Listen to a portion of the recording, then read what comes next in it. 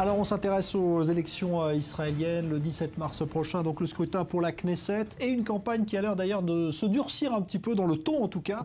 On va en parler dans un instant avec nos invités. Tout d'abord, bonsoir Pierre Besnénou. Bonsoir. Vous avez rejoint l'Union sioniste, hein, c'est comme ça qu'on dit. Vous dirigez d'ailleurs la campagne à destination des francophones pour donc la liste conduite par Herzog et Livni. Merci d'être là et bonsoir à vous Freddy Eitan. Bonsoir, vous êtes ambassadeur d'Israël. Vous êtes évidemment intéressé à ce qui se passe dans cette campagne. Alors, je voudrais d'abord votre avis l'un et l'autre sur ces propos peut-être qui ont l'air de cibler un peu plus maintenant les personnalités. On a vu que Netanyahou s'en est pris directement à Tzipi Livni en disant qu'elle était dangereuse pour l'État d'Israël. C'est quand même une attaque assez directe. Est-ce que vous avez été surpris d'abord, Pierre Besnénou par... Très honnêtement, non, pas surpris. Je trouve qu'effectivement, il y a un moment déjà de la campagne où, faute d'arguments ou faute de programme, il va falloir peut-être plus cibler les personnes pour essayer de les déstabiliser. On a plus l'impression que le Likoud commence à stresser et probablement va changer de stratégie en essayant de déstabiliser les électeurs en attaquant 1, 2, 3, 4 personnes sur leur personnalité plutôt que sur leur programme. Freddy Eitan, comment vous estimez je crois que la campagne qui est ciblée sur le plan personnel est une mauvaise campagne. Il faut parler idéologie, il faut parler des affaires. Il faut parler... On en parle aussi, des affaires quand même. Oui, non, mais des affaires, d'autres affaires. Ah oui. Parce que les affaires de l'État. Ouais. et on doit parler des problèmes socio-économiques. Donc il y a tant de problèmes en Israël que l'État d'Israël affronte quotidiennement et nous devons trouver des solutions. Parce que le 17 mars, si on continuera ainsi jusqu'au 17 mars, eh ben on ne trouvera pas de solution. Et il y aura un résultat qui, hélas, pourrait amener dans un an ou même moins à une nouvelle coalition et de nouvelles élections. Donc je crois que le combat aujourd'hui est entre deux blocs, de gauche et on peut dire ou du centre-gauche et du centre-droit. Et dans ce sens-là, il faudrait aussi parler donc de deux personnages. Soit un vote sanction contre Benjamin Netanyahou, et peut-être c'est possible, soit donc l'alternance, si vous voulez, c'est-à-dire il y aura Tzipi Livni en rotation avec Herzog ou vice-versa. Et c'est le choix des électeurs, parce que les petits partis charnières ne serviront à rien dans le sens où s'il n'y a pas une force, il faudrait donner au prochain Premier ministre les outils pour combattre et pour avoir une coalition stable. Sinon, on reviendra à chaque fois à une instabilité donc au sein de la coalition. Et quand il y a instabilité, évidemment, ce sont les problèmes graves de l'État qui sont en jeu. Pour l'instant, c'est vrai que les sondages ne donnent pas, si on prend l'exemple de l'Union sioniste, Pierre Besnénou, on ne voit pas se dégager une majorité forte autour de l'Union sioniste de Livni et d'Herzog. Bien sûr, mais si vous regardez historiquement, d'abord, les partis au pouvoir ont l'habitude dans les sondages d'être bien devant. Or, le sondage de ce matin voit que l'Union sioniste a un siège devant le Likoud et c'est quand même un signe non négligeable. Mais je voudrais quand même rebondir sur ce qui vient d'être dit. Bien sûr, on va sur les personnes parce qu'après 6 années au pouvoir, de quoi va-t-on parler comme programme et de quels sont les objectifs du prochain gouvernement s'il était dirigé par le Premier ministre Netanyahou? Quelle initiative serait prise par un gouvernement qui, depuis 6 ans, n'a pris aucune initiative?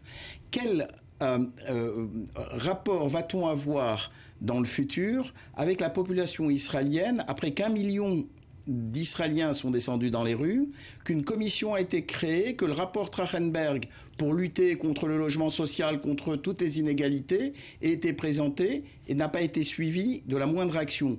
Qu'après le rapport que nous avons eu sur la pauvreté il y a quelques mois, aucune action n'a été menée. Il est évident qu'aujourd'hui, malheureusement, le débat politique ne porte pas sur le programme du Likoud et de ses éventuels partis qui seront associés, mais sur des problèmes de personnes parce que comment prétendre aujourd'hui devant les Israéliens que s'il n'y a pas eu d'initiative pendant 6 ans, dans les 2 ou 3 ou 4 prochaines années, parce que malheureusement, comme vous le dites, en Israël, on n'a pas de coalition suffisamment solide pour avoir des gouvernements pérennes, on va pouvoir enfin avoir une initiative en ce qui concerne le processus de paix, et ne pas devoir systématiquement subir une initiative américaine, une initiative du Quartet, et être toujours là dans la défensive. Quand est-ce que l'État d'Israël va avoir une initiative dans ce sens, et quels sont les vrais programmes sur le logement social? Tout le monde va vous dire et répéter qu'il y a 93% des terres israéliennes qui sont détenues par le gouvernement. Comment est-ce qu'on règle ce problème? Qu'est-ce qu'on va faire sur les problèmes des monopoles, à part le monopole des télécoms, les 3 opérateurs? Qu'est-ce qui a été fait depuis toutes ces années? L'Union sioniste a présenté un programme économique fait par Trachenberg, qui est justement traduit en français et qui est disponible, qui dit de façon concrète, si nous venons au pouvoir, voilà ce que nous comptons faire pour les prochaines années. Et c'est là où, malheureusement, je dis, aller maintenant sur l'attaque de personnes est relativement inconfortable. Je ne voudrais pas employer un terme plus dur, peut-être me limiter à indécent. Mais c'est vrai que la coalition, c'est un peu le point faible peut-être de Netanyahou dans ces dernières années. C'est-à-dire qu'il a été otage, finalement, de cette coalition qu'il avait constituée. Écoutez, qui était dans cette coalition? Numéro 2 du parti sioniste, c'est-à-dire Tzipi Livni. Qui a négocié avec Mahmoud Abbas? C'est Madame Tzipi Livni. Qui a été aussi dans le cadre de cette coalition? Il y avait Madame, non seulement Tzipi Livni, il y avait Lapid, il y avait Kahlon aussi qui était ministre, donc c'est la même coalition. Ils se sont dispersés pour des raisons surtout personnelles. Madame Tzipi Livni, entre nous, hein, elle a changé de parti comme des robes, hein, plus de 4 ou 5, je crois, partis. Elle a laissé tomber ses amis, ses fidèles dans d'autres partis. Ça aussi, il faut le dire. Et donc, dans la façon de faire, de dire qu'on a gagné un point ici, vous savez, les sondages, surtout en Israël, comme disait Shimon Peres, c'est du parfum, hein, ça s'évapore. Et qu'est-ce que c'est un sondage en Israël? C'est 500, 600 personnes qu'on interroge au téléphone, et on pose les mêmes questions, et on peut savoir, et on ne peut pas savoir qu'est-ce qu'ils vont dire, qu'est-ce qu'ils vont mettre aux urnes. Donc, il faut prendre les choses d'une autre manière. Et en plus, si on parle de 23 ou de 24, il n'y a rien, il n'y a pas de percée, comme vous venez de dire. Puisque si on ajoute les 17 qui avaient, ou les 16 qu'avait donc Herzog avant donc la liste unifiée avec le parti, on ajoute, eh ben c'est la même chose, c'est 22, 23, ça n'a pas changé. Donc il n'y a pas une percée de 30 ou 40 comme il y avait avant. Alors, c'est vrai qu'il y a une certaine, je dirais, stagnation, il y a un immobilisme. Mais l'immobilisme est dû non seulement à l'initiative que Tzipi Livni a prise avec Netanyahou pendant plusieurs mois, ça n'a pas marché, mais c'est la faute n'incombe pas ni à Tzipi Livni ni à Netanyahou. Cela incombe évidemment aux Palestiniens. Et si demain il n'y a pas une autre initiative, c'est parce que le contexte géopolitique a changé. Quand il y a Daesh et quand il y a le Hezbollah à nos portes sur le Golan, et quand les Égyptiens doivent combattre contre El-Qaïda ou El Magdes dans le Sinaï, et que la Libye va devenir demain peut-être à partir de là un tremplin pour un califat. Donc tout cela, il faut aussi prendre en considération.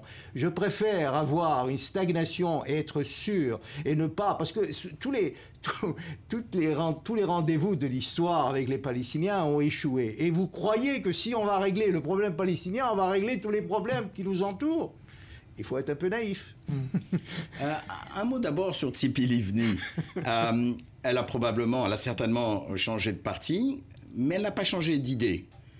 La différence avec Bibi Netanyahou, qui n'a pas changé de parti, a l'habitude de changer de discours. Il se fait élire aux dernières élections en ne parlant pas d'un pays, d'un pays de deux États, mais de deux pays, deux États, deux peuples pour deux États à Bar-Ilan. La différence, c'est que Tzipi Livni, effectivement, si elle a changé de parti, elle est restée sur une même ligne. Et si vous parlez des élections, des tentatives de négociation avec les Palestiniens, très honnêtement, la manière dont systématiquement les alliés de Bibi Netanyahou, et en particulier le ministre des Affaires étrangères ou le parti de Bennett, a systématiquement démoli toute forme de relation avec Mahmoud Abbas, honnêtement, on ne peut pas dire que c'était un modèle d'une coalition pouvant donner une chance à Tzipi Livni d'avancer dans la négociation avec les Palestiniens. Et je vais vous dire, effectivement, Mahmoud Abbas n'a peut-être pas été l'homme qui aurait pu être à la hauteur.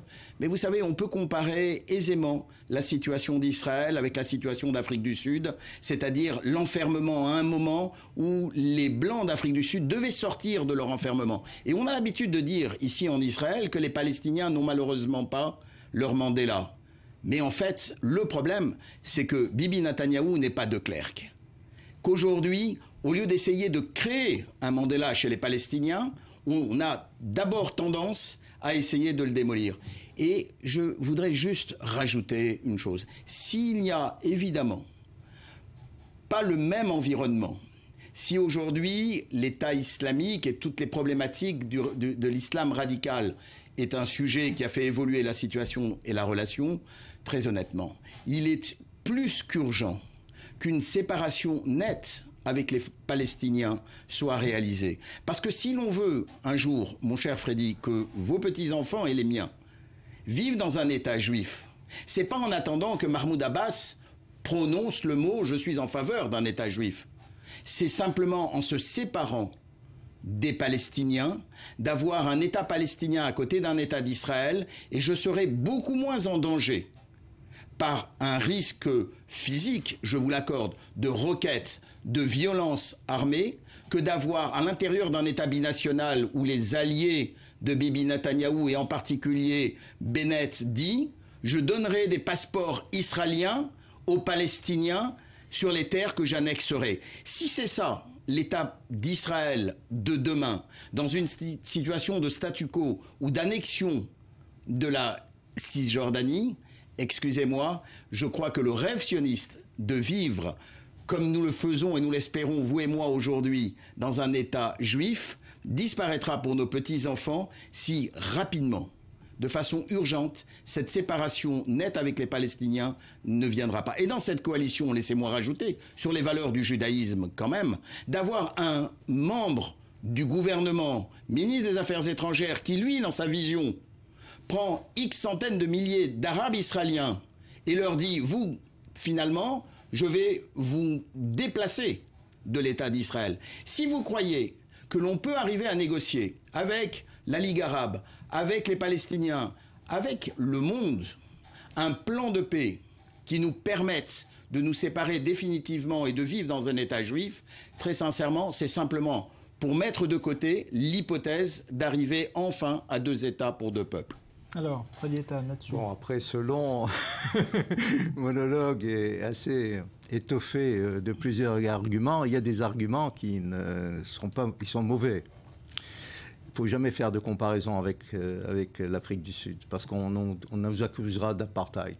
Je n'ai pas parlé d'apartheid, j'ai parlé de automatiquement. Non, mais j'ai compris. Non, mais j'ai compris. Je dis, j'ai le pas mot prononcé le mot d'apartheid. Toute allusion. Non, je n'ai pas parlé d'apartheid. Je dis simplement, à un moment de l'histoire, il fallait faire en sorte qu'en Afrique du Sud, les Blancs et les Noirs trouvent une solution. Mandela est arrivé, mais Mandela est arrivé parce qu'il a été créé par De Klerk.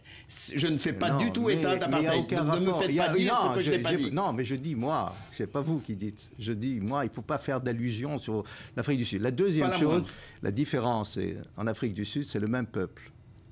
Ici, il y a 2 peuples différents. C'est aucun rapport. Les Blancs d'Afrique du Sud, mais c'est le même peuple que ceux qui vivaient sont des Sud-Africains. Non, mais je parle de Sud-Africains. C'est des Sud-Africains, dans le sens même étatique, je parle. Donc, il n'y a pas 2 États. Il n'y avait pas 2 États. On ne va pas commencer à polémiquer sur le plan géopolitique. Vous ne pouvez pas... Je parle de dirigeants. Non, mais c'est différent. Alors, c'est pour ça que je dis, c'est assez... Il vaut mieux ne pas évoquer ce... Ça, c'est la première chose. La deuxième, vous parlez de Tzipi Livni. Laissons Tzipi Livni. Bon. Et Olmert, il n'a pas négocié avec Mahmoud Abbas. Il a négocié, il y avait des cartes. Il était prêt à 90%, 93%. Ehud Barak n'a pas négocié avec Mahmoud Abbas et avec Arafat. Il avait demandé, il avait même revendiqué tout, y compris on est arrivé dans des conditions où il y avait le paramètre, vous vous souvenez de Clinton, et on parlait des quartiers même à Jérusalem. C'est Arafat qui a refusé.